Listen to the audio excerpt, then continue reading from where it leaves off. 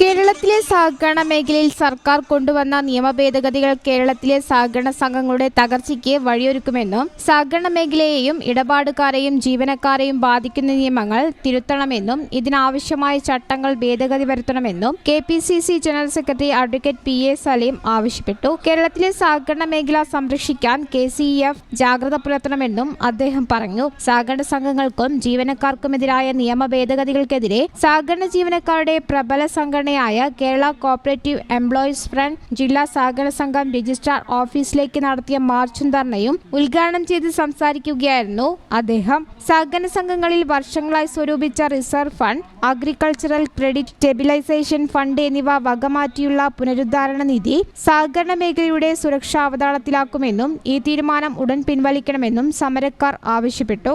കേരളത്തിന്റെ സഹകരണ മേഖലയുടെ വിശ്വാസ്യത ഏറ്റവും വലിയ ഒരു ചോദ്യചിഹ്നമായി മാറിയിരിക്കുന്നു. ഞാൻ സൂചിപ്പിച്ചല്ലോ, ഒരിക്കൽ കേരളത്തിൽ ഏറ്റവും കൂടുതൽ വിശ്വാസ്യതയുള്ള, ഏറെ പവിത്രമായ, ഏറെ ക്രിയാത്മകമായ ഒട്ടേറെ കർമ്മവീഥികളിലൂടെ മുന്നോട്ട് വന്ന കേരളത്തിലെ സഹകരണ പ്രസ്ഥാനം സംഘങ്ങളിലെ അസിസ്റ്റന്റ് സെക്രട്ടറി മാനേജർ തസ്തികകളിലേക്ക് പ്രൊമോഷനുകൾ നിയന്ത്രിക്കുക, സബ് സ്റ്റാഫിൽ നിന്നും ക്ലറിക്കൽ വിഭാഗത്തിലേക്കുള്ള ജീവനക്കാരുടെ സ്ഥാനക്കയറ്റം തടയുന്ന ചട്ടം പൂർണ്ണമായും പിൻവലിക്കുക, കേരള ബാങ്ക് ഉൾപ്പെടെയുള്ള അപെക്സ് സ്ഥാപനങ്ങളിലേക്കുള്ള റിസർവേഷൻ എല്ലാ പ്രാഥമിക സഹകരണ സംഘം ജീവനക്കാർക്കും നൽകിയിരുന്നത് പുനഃസ്ഥാപിക്കുക തുടങ്ങിയ നിരവധി ആവശ്യങ്ങളും സംഘടന ഉന്നയിച്ചു.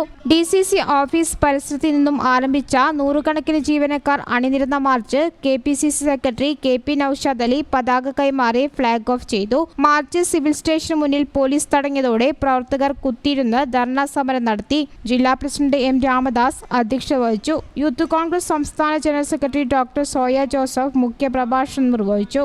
മാർച്ചിന് TV ഷബീർ, അഹമ്മദ് അലി പെരിന്തൽമണ്ണ, ഷംസുദ്ദീൻ പൂക്കിപ്പറമ്പ്, ബൈജു വളാഞ്ചേരി തുടങ്ങിയവർ നേതൃത്വം നൽകി. News bureau, Malappuram.